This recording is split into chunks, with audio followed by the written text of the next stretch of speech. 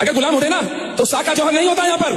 जब मुसलमान राजस्थान के किलों को घेर लेते थे, 8-8, 9-9, 10-10 महीने, 12-12 महीने तक जब वो सीख चलती थी, किले में जब रसद समाप्त हो जाती थी, किले के पुरुष, राजा अपने पुरुष को बुलाकर कहता था सब पुरुषों को कि अपनी स्त्रियों को जीवित अग्नि में जला दो।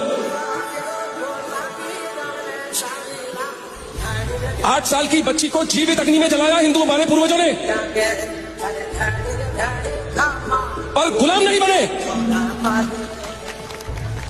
साका जौहर इन 1303 ईसा के बाद वाली जो सन आता है, 30,000 स्त्रियां महारानी पद्मिनी के नेतृत्व में जिंदा अग्नि में स्नान करती हैं। 30,000।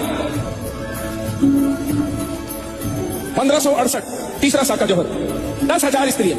जरा गिनती करिए कितनी यहां पर 50 भी नहीं बैठी स्त्रियां, 50 स्त्रियां ये लाइन लगाकर जीवित जलने जा रही हैं। सोचिए, just take yourself to that moment. गुलाम कहते हैं कि हम गुलाम बन गए। स्वतंत्र हिंदू तो कभी नहीं कहता कि हम गुलाम बने, क्योंकि मेरे पूर्वजों ने मृत्यु का वर्ण किया। और कैसी मृत्यु? भाई तलवार से गर्दन काट सकते थे, जहर खा सकते थे। आप सब पढ़ी लिखी हिंदू स्त्रियों में से कोई बताएगा जिंदा क्यों जले?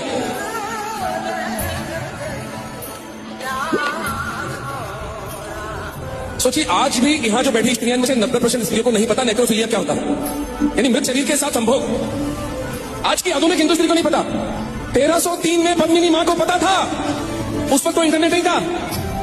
उन्होंने कहा कि मेरे मरने के बाद मेरी हड्डियां और नाखून मिलेंगे मुसलमानों को, कर लो तुमको जो संभोग करना है। अच्छा, इसके पीछे आप गहरी मनोवैज्ञानिक बात देखिए। अगर साका जौहर न हुए होते, अगर महारानी पद्मिनी के शरीर के साथ मुसलमानों ने दिल्ली की सड़कों पर संभोग किया होता, हिंदू समाज कभी लड़ सकता था? हिंदू समाज का आत्मबल खत्म हो जाता।